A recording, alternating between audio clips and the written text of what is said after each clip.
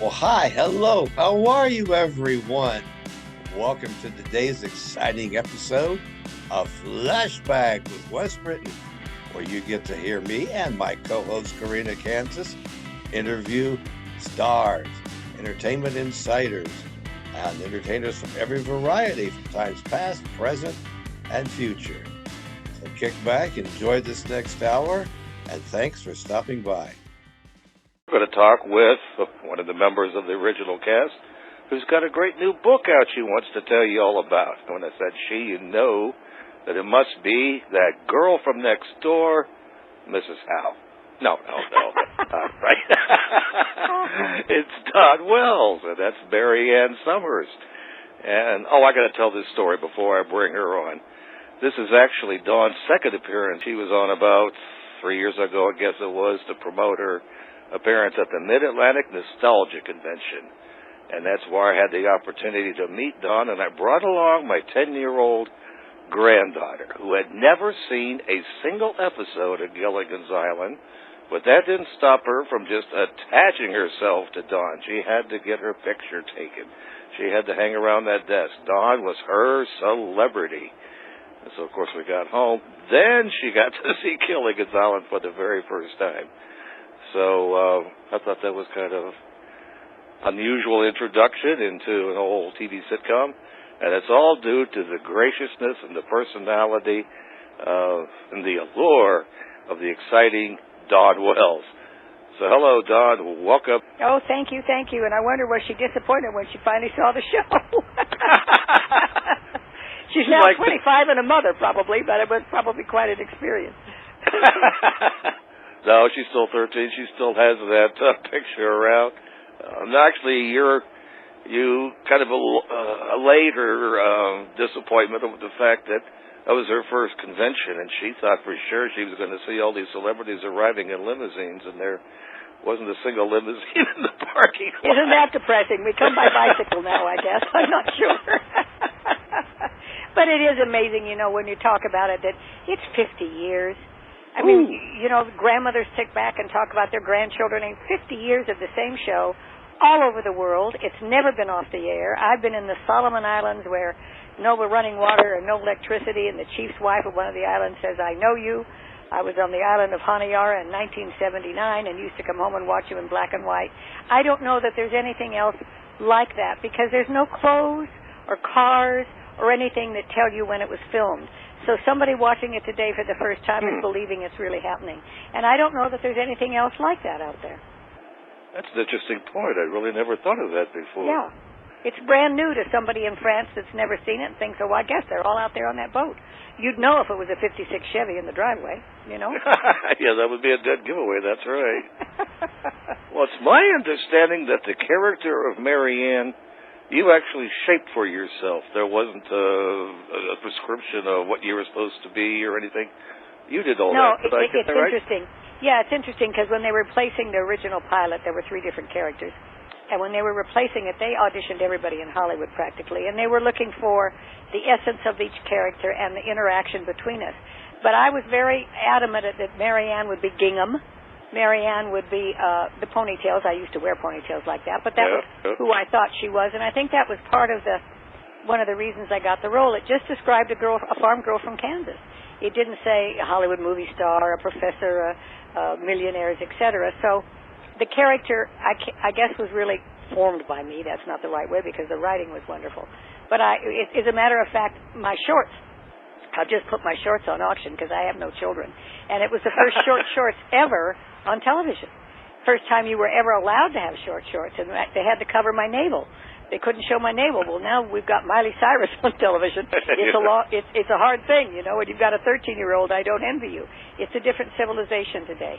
And I think Mary Ann just fits. I mean, I think she's timeless. Her values and her principles and her character are really timeless. And that's kind of what my book is about. A guide to life, so to speak. What would Mary Ann do today? She certainly isn't going to be sitting at home doing nothing, but would she be with all the drugs and all the stuff that's going on? Where would she fit? And I think there is a place for her. Yeah, okay, since you brought up your book, we can certainly dive into it. because you cover everything in there from men to manners, from fame to family. What does your book cover? Well, I think it tells you that the Marianne's morals point in all directions. I think it's very hard to be persuasive with your children today with everything else that's inundated in their minds, the Kardashians and a $500 purse and all of that. And I think it's hard, you as a parent, I'm not saying that we all have to be prudes and goody two-shoes, because I don't think that's it at all. I think it's diving into helping, to knowing who you are, to establishing your character and your manners, who you're going to be at 25, not just trying to get through 13 to 18 with all the trends. And I think that it's kind of a guide to you as a parent or you as a teenager reading this. Certain things are okay. I mean, there's one thing you can't say, don't do this, don't do this, don't do this, when they're doing it anyway. So how do you guide them through that? And I think Marianne was a good compass for that. I think she was a strong influence. And I was raised like a Marianne. I mean, I came from, listen to this, I came from Reno, Nevada. Gambling, prostitution, nightclubs. This certainly wasn't Kansas, where Marianne came from. And yet, my mother raised me with Marianne morals without even knowing she was doing it. But I behaved, and I respected her, and I studied, and I wasn't square. We had all friends that did things. As a matter of fact, I'm having a little reunion with my high school friends next month. We all were strong in our beliefs and not necessarily led around by each other.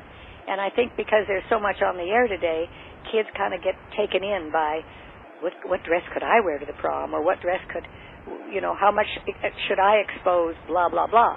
And I think that if you are strong, if you are raised the right way, you can make those decisions and not be unpopular. So is this book largely intended for young readers using the Marianne, well, how do you use the Marianne character to talk about your points?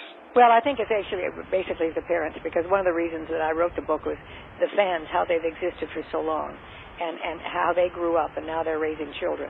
I imagine it's a great Christmas gift to give and to read to your daughter. But in other words, for instance, there's a situation about alcohol. Well, you can't just say don't drink. Yes, you can, but what if they're going to? What are the guidelines? Know what you're drinking. Know a bourbon and Coke. Don't go to a punch at a fraternity house. You don't know what's in it. Why try drugs? You don't know what's in that pill. These are guidelines that still don't eliminate you from the crowd. And I think it's kind of a parent's responsibility to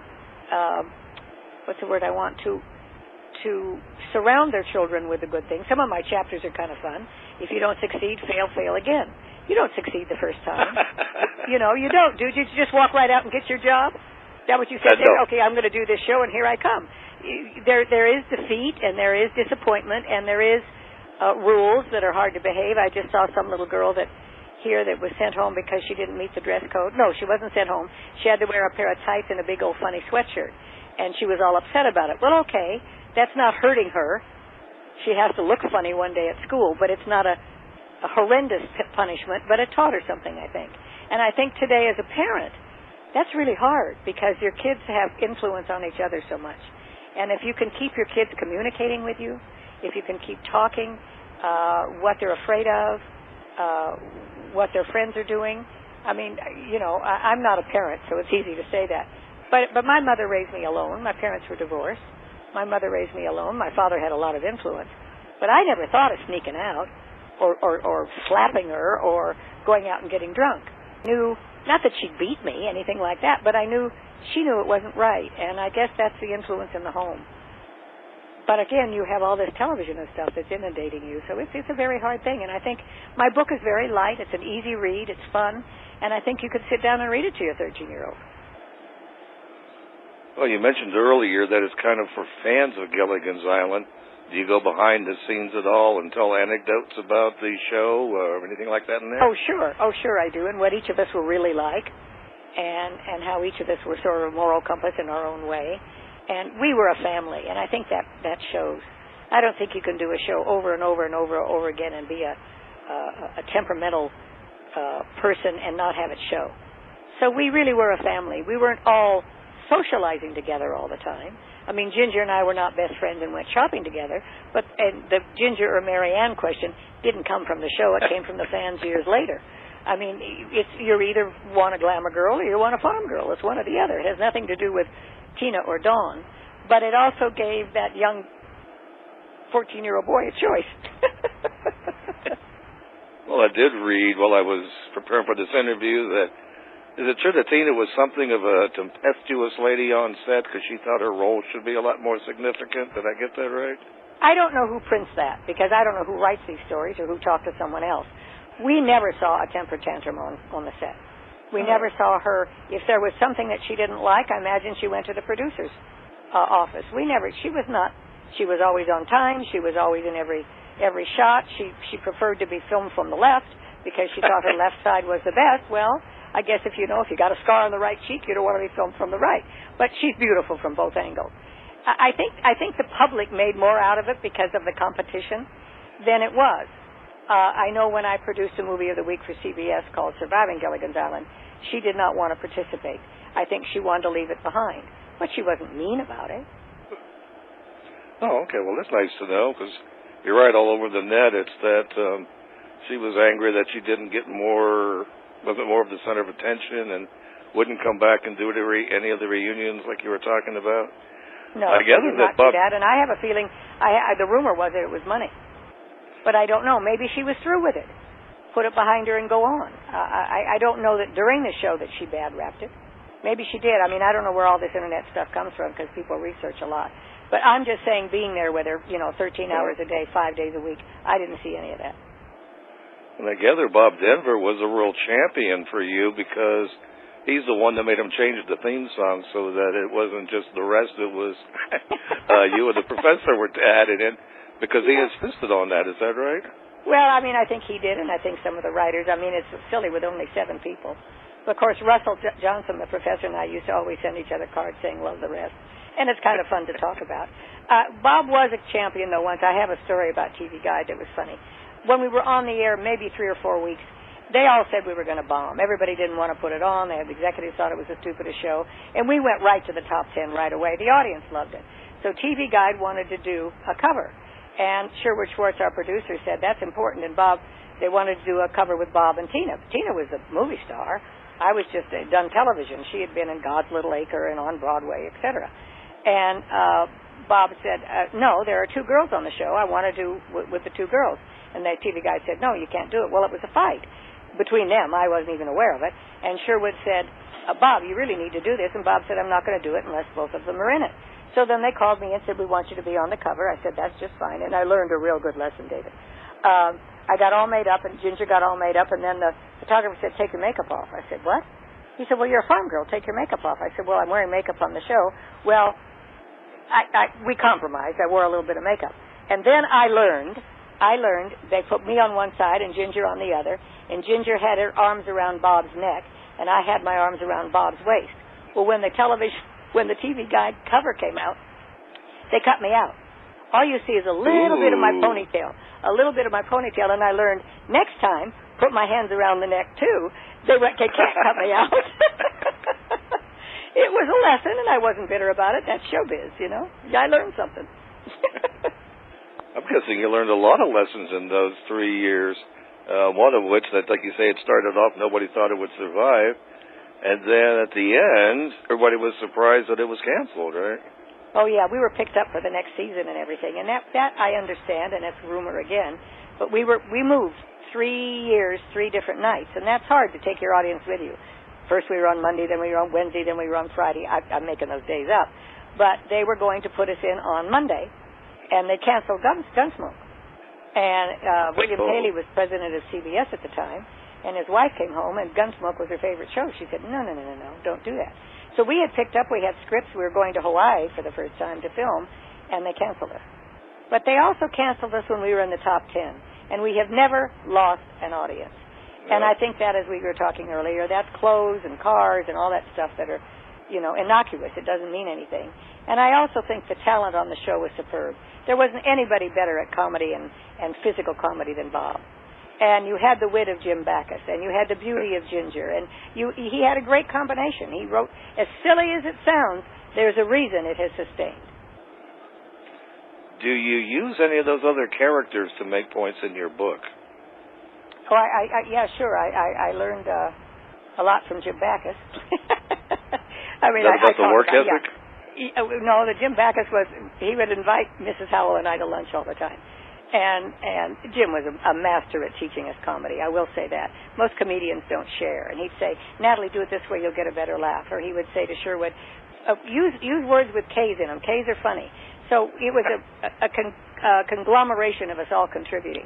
But he would always ask Natalie and I to lunch, and he had more money than God. He did Mr. Magoo and all that kind of stuff. He'd take us to lunch, and we'd have lunch, and he'd say, oh, I forgot my wallet. So Natalie, at the end of the first year, presented him a $365 bill for all the lunches we took him to. Which was not a Mr. Howell at all, I guess. I don't know. And folks, by the way, she keeps mentioning Sherwood. That's Sherwood Schwartz. He's was the executive producer and I guess the main brains of Gilligan's Island, right? Yes, he created it. He was also the executive producer of Brady Bunch. So he had a pulse. Oh, I think he did I Married Joan or something years even before. He had a pulse on the American public, I think. He wasn't trying to write Shakespeare. He kind of knew what was funny, basically. Yeah. Were you surprised at all that Gilligan has been around for 50 years? Well, it's really hard for me because I'm only 30 and I look only 30, so I don't know where the years went. It's a shocker to even say that out loud. Now, you certainly got the personality of someone who's 30. I remember you at the convention. You have this really neat cash box. You open it up. It's like a music box that plays the Gilligan's Island theme. Yeah, and, now that it's the 50th anniversary, and I've decided since I don't have a family, for my shorts, I found my shorts in my cedar chest. I went, oh, my gosh, and I picked them up, and I thought, did I really wear those? They were so little, and what did I wear underneath them? And it brought back all of the memories of trying to be thin and trying to look tall because Ginger was tall. And, I guess that the memories I have are fond. I don't have any animosity. It was long hours. We worked very, very hard. And isn't that what you expect? I mean, yeah. these stars that throw temper tantrums and I'm not going to work more than 4 hours, that's ludicrous to me. I mean, if you love what you're doing, you love what you're doing. And you should put in the work ethic, because that's in any profession. I think that's the point you make in the book, is you got to have a good work ethic. And a little comparison there. I've forgotten what your exact expression was. If you fail again. If at first you fail again. That's one of my chapters. Yeah, but I was raised by a mother that was very dependable. I mean, she was home cooking. We grew vegetables, but she was a bookkeeper. She worked every day, but made sure she was home when I came home from school. It never occurred to me to not do my homework. And I'm blessed with a pretty good brain, too. I mean, not all of us are as intelligent as each other, and some people have to work harder. But I think once you learn that, the younger you are, the easier it is to continue. You don't walk into a CEO job without putting some time into it, or you aren't playing tennis like Federer the other day without lots of time spent doing it. I mean, it doesn't come easy, and I think we give that impression by looking at television, and you see somebody that's all of a sudden a top star, and you want to dress like her, and you want to do that. We didn't have that. We didn't have fans. We couldn't meet Clark Gable. He wasn't at an autograph show. With television, I'm in your house every day. You know me. I'm part of your family, and my fans have been so dear. I've had people say I was abused as a child. I used to come home and cry, and the only thing that kept me going was the Gilligan's Island, or the only show my parents would let me see because they were afraid of everything. I mean, this show had more influence than a parent could possibly control today. Now, this is the 50th year anniversary. Are you guys going to be doing anything? Of course, many of the cast members have come and gone, so the only two of us left are Ginger and myself. I don't know what Warner Brothers and CBS is doing. I don't know. My book has sort of rounded it all up. I'm doing the Today Show on the 17th of September, I think, and I don't know that Tina and I will overlap anywhere. But we lost the professor last February, and of course he and I were so close. And I just spent 3 days with Gilligan's wife, widow. So we still continue. But I don't think there's any plans. There was a plan for Warner Brothers to do a movie a couple of years ago, and I don't know if that's in the works or not. pretty hard to recreate it in a movie, I think. I don't know. I'm not a creator, so I'm not sure how that would work. Oh, they try that all the time, and they fail every time that I can think of. They take an old TV show and try to upgrade it and update it for a new generation and completely lose the flavor of what it was that made the original so popular. But I don't know that the generation today would buy that flavor. I think you'd buy Bob Denver doing anything because of his pratfall. He's kind of like a Charlie Chaplin. You know, he could just do anything. And I think you might buy that, but would you? Well, I don't know. Would you update it and make it risque? I don't think so. I don't know what you'd do. I think it'd be tough. They're doing The Man from U.N.C.L.E. again next year, and I don't know whether to dread it or look forward to it. Well, that kind of would fit, though, wouldn't it? With all the spy stuff and everything, you might be able to upgrade that a little bit. Well, you could have 7 people on an island that all slept together in one hut, but I don't think that would work. Well, they're doing that now. They call it Survivor, and that's a whole different kettle of fish. Yeah. I don't know, but I'm blessed. I'm blessed to have had that role. I've done a lot of other things as an actress that, you know, Lion in Winter and musical and comedy and stuff that has stretched my talent and more satisfying than just doing the Mary Ann character. So because I am Mary Ann, one of the things that tickles me, live on stage Mary Ann. What do you expect me to be dead on stage Mary Ann? I mean, I think you'll come to see me maybe, or maybe 20 years ago you'd come to see how I looked. Maybe now you don't care how I look. But I think you'd come because of the memory. You'd come because of the memory, you know. And then I surprise you. I'll play a hooker, or I'll play Shakespeare, or I'll surprise you, and it might bring you back to the theater to see another play. All right, folks. Well, we're about out of time, so you got a whirlwind tour of some of the things you can find in a new book, A Guide to Life. What would Mary Ann do? And I guess it's available pretty much anywhere books are sold, right? Yeah, and you can go to my website, therealmaryann.com, and you can order it from me, and then I think it's Barnes & Noble and Amazon and so on. I mean, I think it's out there. It hasn't been introduced yet, I guess. Maybe the Today Show does it, or maybe you've done it. I don't know. It's a labor of love, and I'm very proud of it. All right, folks, there you have it. You just spent a little bit of time with the girl next door, and it wasn't Mrs. Howe. But no, it was Dawn Wells, otherwise known as Mary Ann Summers. That's right. I knew I remember that last name sooner or later. And again, the book is A Guide to Life. What would Mary Ann do? So with that, I guess I'll sign off and say thanks to Dawn Wells for appearing once again. Well, we hope you enjoyed that episode. Don't forget that all past shows are archived on the Artist First Radio Network. And join us next week for another exciting episode of Flashback.